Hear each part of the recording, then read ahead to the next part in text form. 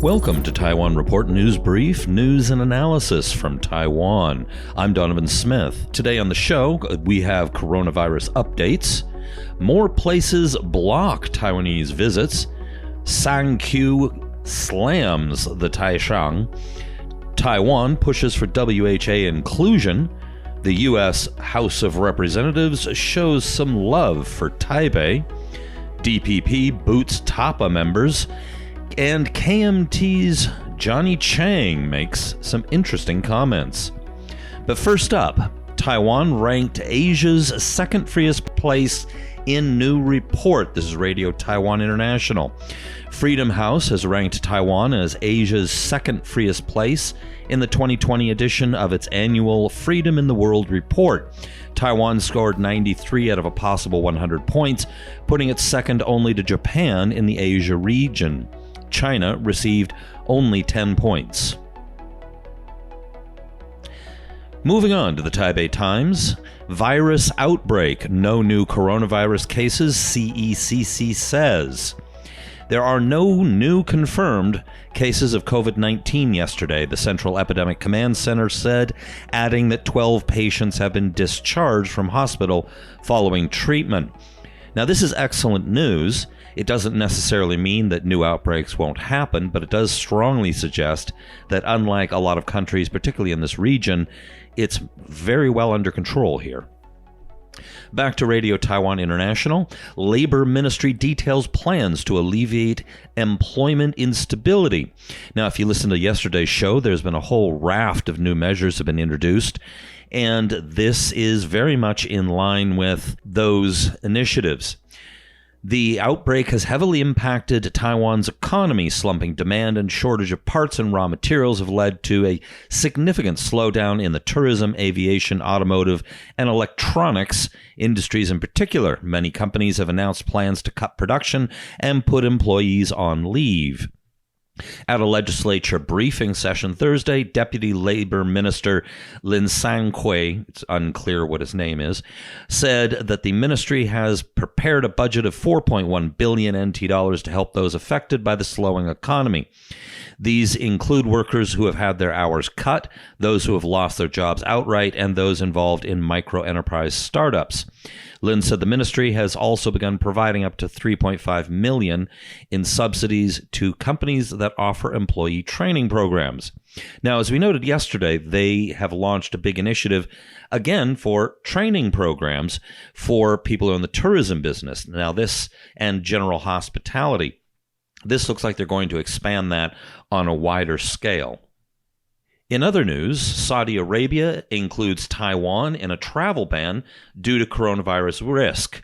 However, on the one little bit of good news here is that Joanne Oh, the Ministry of Foreign Affairs spokeswoman, clarified at a regular press conference that Riyadh's decision had nothing to do with political considerations such as treating Taiwan as part of China.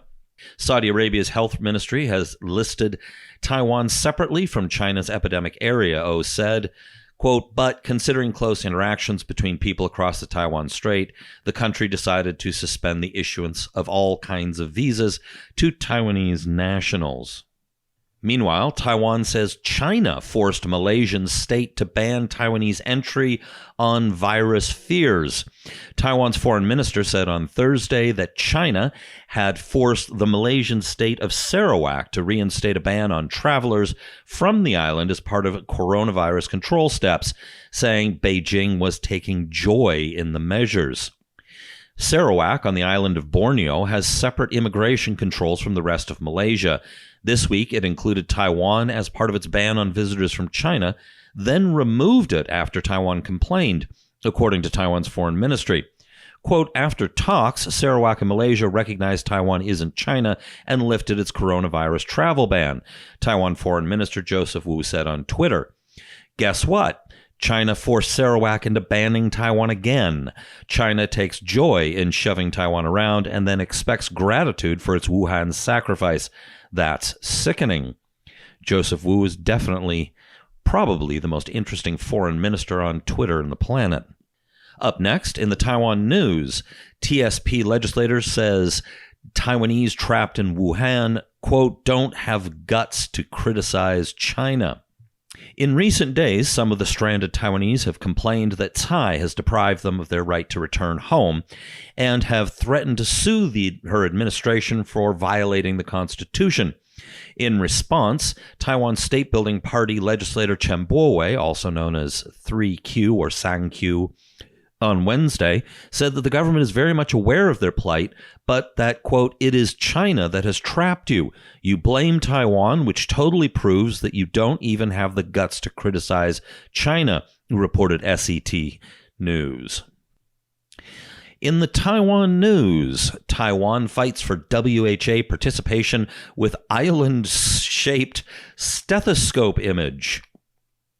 As Taiwan pushes for inclusion in the 73rd Annual World Health Assembly in Geneva in May, many of the country's overseas representative offices have changed their Facebook pictures to an image of a Taiwan-shaped stethoscope with the text, "Health for all, Taiwan can help."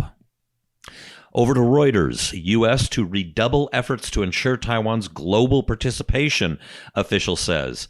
The United States will redouble its efforts to ensure Taiwan's participation on the global stage, a senior U.S. official told President Tsai Ing-wen on Thursday, amid Chinese efforts to prevent the island from having any international footprint. Now, those comments come from James Moriarty, the U.S.-based chairman of the American Institute in Taiwan. Quote, during President Tsai's second term, we will redouble our efforts to expand Taiwan's participation on the global stage, a need exemplified by the ongoing spread of the coronavirus. He goes on to say, Taiwan's measured, transparent, and evidence-based approach to containing this disease is a testament to the strength of its democratic system. It also underscores for the whole world to see the value that Taiwan can bring to international organizations. Countries around the world stand to benefit from Taiwan's knowledge, experience, and generosity. Moving over to focus Taiwan. U.S. House passes act to support Taiwan's international presence. The United States House of Representatives on Wednesday unanimously passed the Taiwan Allies International Protection and Enhancement Initiative, the acronym being TAIPEI, Act of 2019. The act authorizes the U.S. State Department to consider reducing its economic security and diplomatic engagements with nations that take serious or significant actions to undermine Taiwan. It also calls on the U.S. government to help Taiwan gain participation in international organizations, either as a member or an observer, and expresses its support for Taiwan's international participation when it interacts with Beijing. But the House of Representatives made some revisions to the bill, so the Senate will need to pass it again before it can be signed into law by President Donald Trump. The congressman said he is confident that the president will sign the bill as soon as it arrives on his desk. Now, part of this plan is suggesting to or recommending to the U.S. government that countries that diplomatically recognize Taiwan, that they could possibly be punished if it's deemed a good choice by the State Department if they de-recognize Taiwan. Now, this is a statement from the Speaker of the House of Representatives, Nancy Pelosi, on the passage of the TAIPEI Act. I thought was interesting. Quote, for decades, the U.S. Congress, on a bipartisan and bicameral basis, has proudly stood with Taiwan, which is a key ally in the region and an important democratic partner. Today, by passing the TAIPEI Act, Congress once again reaffirms our strong support for a free, open, and democratic Taiwan. The TAIPEI Act celebrates and supports Taiwan's commitment to democracy by preserving and promoting its position on the international stage. It is important that America encourages our allies and partners to strengthen their diplomatic ties with Taipei, and we ensure that Taiwan has a seat at the international decision-making table, including at the United Nations. Today and on all days, Congress continues to send a message to the world that America stands with Taiwan. This important legislation will now go to the president's desk, where we look forward to seeing it swiftly signed. Notice, she very specifically said that we ensure that Taiwan has a seat at the international decision-making table, including the United Nations. Now, of course, again, the TAIPEI Act is advisory and doesn't necessarily have much in the way of legal teeth, but it's a strong statement of support by the United States Congress. The Taiwan News, Taiwan's DPP expels close associate of former President Chen Shui-bian.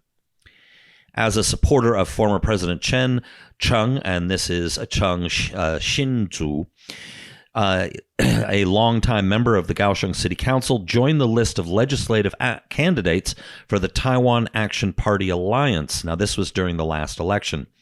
The group was a new movement founded just last year by close allies of former President Chen Shui-bian.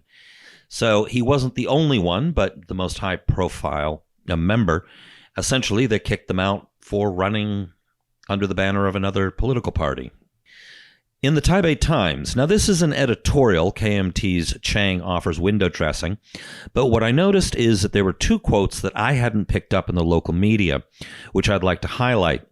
Despite the clear trend of Republic of China citizens increasingly identifying as Taiwanese, not Chinese, as shown last month by a Taiwanese Public Opinion Foundation poll, which put the figure at almost 85%, Chiang rejected out of hand changing the KMT's name or removing the word Chinese from it, saying that he would rather focus on substantial reform than superficial name changes.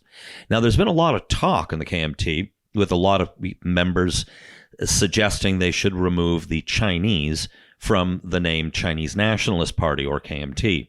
The idea being that that would signify to the people in Taiwan that they are more for Taiwan and they are not so beholden to China. But Johnny Chiang has rejected that out of hand. Now, I highly doubt that Hao Longbin, the other candidate, would remove the name either. He's older and he's part of the deep blue wing of the party. Now, this is going on, continuing on. Johnny Chiang said that the KMT was defeated in the January elections because the Democratic Progressive Party had, quote, stolen the ROC ancestral tablet. And now the editorial goes on to editorialize, believe it or not, as if the ROC belonged to the KMT. But that's a good point, saying that the DPP has stolen the ROC ancestral tablet. That's a fairly strong point to make. The Johnny Chiang and the KMT do not own the ROC. So for him to come out and say that makes it sound like he thinks that the ROC rightfully belongs to the KMT. Obviously, the KMT identity, the party identity, is very closely allied to that of the existence of the ROC, considering that the KMT emblem is effectively on the flag. Finally, some interesting articles to check out. In the Taiwan Gazette, an Okinawan's unlikely victory over reparations for 228, does it offer lessons for Japan? This is quite an interesting piece on history and how there was a lot of Okinawans here in the Japanese era. It's worth checking out. In Taiwan Insight, check out Taiwan's response to the coronavirus challenge of 2020. It goes fairly in-depth. And finally, in Ketagalan Media, global emergency highlights need to rethink Taiwan's exclusion from the United Nations. That's it for today's show. Be sure to check us out on report.tw, where we post the articles mentioned in the show. Plus, we post up some other things, our latest versions of our shows, our other shows, and new shows, which are soon to hit the streets.